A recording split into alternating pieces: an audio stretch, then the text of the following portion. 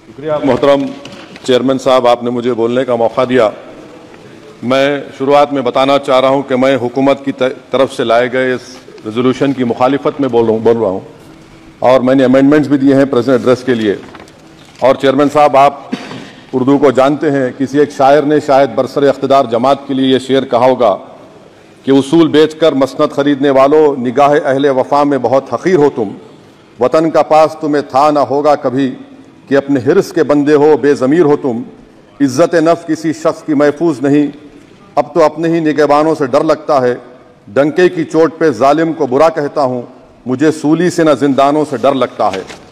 मोहतरम चेयरमैन साहब, मैं आज इन लोगों की तरफ से बोल रहा हूँ जो दिखते तो हैं, जिनके बारे में बात तो होती है मगर उनकी कोई नहीं सुनता।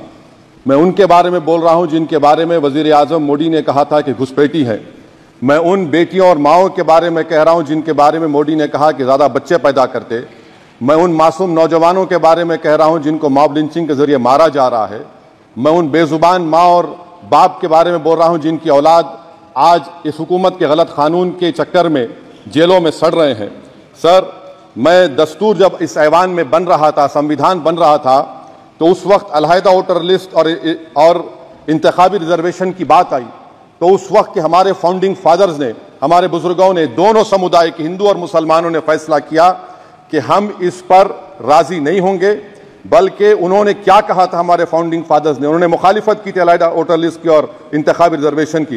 उन्होंने कहा था, I quote sir, it is the duty of majority community to ensure that minorities are elected in the representative numbers.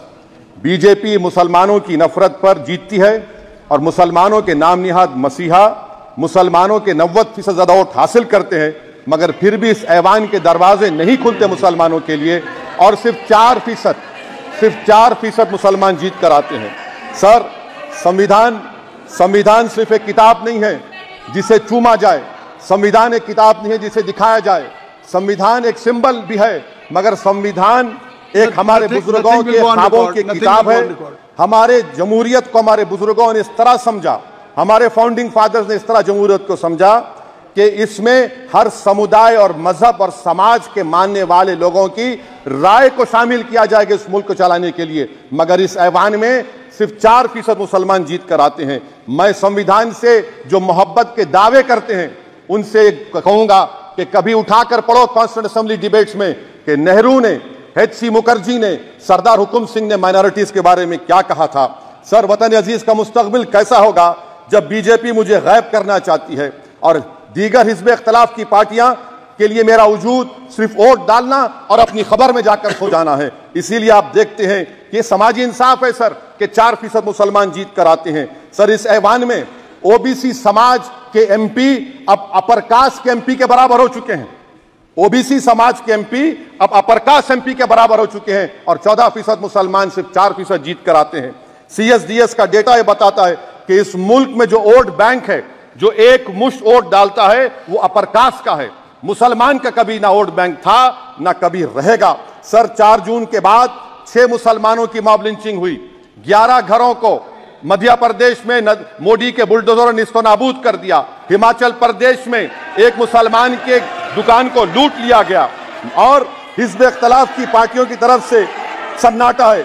शायद अब वक्त आ चुका है कि लफ्ज मुसलमान का नाम लेना भी अब उस पर पाबंदी आयद कर दी जाएगी। सर, मैं ये बताना चाह रहा हूँ नरेंद्र मोदी को जो मैंडेट मिला है। एक मिनट, आप लोग बैठ जाएं, कृपया आप लोग बैठ जाएं। श्री मनसुख मांडविया जी, आप लोग बैठ जाएं, कृपया माननीय सदस्य बैठ जाएं। श्री मनसुख मांडविया जी, कृपया आप लोग बैठ जाएं। अपने प्रारंभिक आप लोग बैठ जाएं। माननीय सदस्य ने अपने प्रारंभिक भाषण में जो शब्द प्रयोग करा है उसको ऑथेंटिकेट करा जाए। और अभी उन्होंने उल्लेख करा कि मोदी के बुलडोजर ने वहां मॉब लिंचिंग करा है, उसको भी ऑथेंटिकेट करा जाए। निश्चित तौर से इसको ठीक है। उवैसी साहब, जब भी कोई बात नहीं सर, आप चेयर पर बैठे हैं जी, इसलिए आप मंत्री जी को पेट में दर्द हुआ, माशाल्लाह, शुक्रिया उनका। नहीं, तो सर मैं ये बोल रहा था, जवाबदेही है अरे नहीं, मंत्री इससे बुरी बात क्या है? पेट में दर्द हो सकता है, वो दर्द ये सब ठीक। अच्छा, दर्द हुआ, चलिए दर्द हुआ, दिल का दर्द हुआ। तो सर, जो नरेंद्र मोदी को मैंडेट मिला है वो सिर्फ और सिर्फ मुसलमानों की नफरत पर हिंदुत्व की वजह से मिला है। I would like to say it is not Modi's in doc but every single person voted him despite his anti Muslim voice. And I would like to tell the opposition parties this is not a moral victory for you, this is a victory of majoritarianism. Everyone should contemplate and do introspection. Why is it that the OBCs and the upper caste are getting their due representation? Why are the Muslims not getting? Are we here only to vote for you and not to get elected? If that is the case, please tell us that we are only here to vote for you. Sir, आज भारत के आधे नौजवान बेरोजगार हैं और रोजगार की तालाश, बेरोजगारी का आलम यह है सर कि मोदी सरकार के 5 साल में 75 लाख एस्पिरेंट्स की जिंदगी बर्बाद हो गई, 6 पेपर लीक हुआ।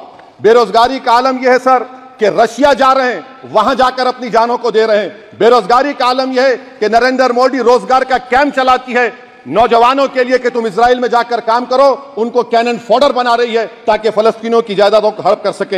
ये भी कंक्लूड करें। अरे सर मेरा टाइम है, कहां टाइम है सर? आप ये टाइम ले लिए मेरा सर, मैं 2 मिनट दीजिए। ये विश्वगुरु की पॉलिसी है। इजराइल को 27 टन हथियार जा रहा है। 9 मिलियन भारत के लोग गल्फ में काम करते हैं, क्या असर पड़ेगा? 47,000 इजरायली फलस्तीनी मार चुके हैं। क्या है हमारी पॉलिसी सर? क्यों हथियार दे रहे हैं सर? नस्लकशी हो रही है। सदर जमहूरिया के खुद राष्ट्रपति के सर, मैं उसी पे बोल रहा हूं सर, उसमें लिखा हुआ है फॉरेन पॉलिसी के ऊपर, आप पैराग्राफ नंबर 25 देख लीजिए। सदर जमहूरिया में सैचुरेशन अप्रोच है। क्यों नहीं मोदी सरकार माइनॉरिटीज को फ्री स्कॉलरशिप को डिमांड करती है सर? उसका आपने बजट कम कर दिया सर। बनारस का बुनकर 18 महीने से मंडी का शिकार है, सूरत और बेंगलुरु जा रहा है सर। आखिरी बात कंक्लूड कर रहा हूं, आखिरी बात सर, पनून केस में निखिल गुप्ता, मोदी ने कहा था कि हमने घर में घुसकर मारा, तो निखिल गुप्ता को किसने ऑर्डर दिया था पनून को मारने का?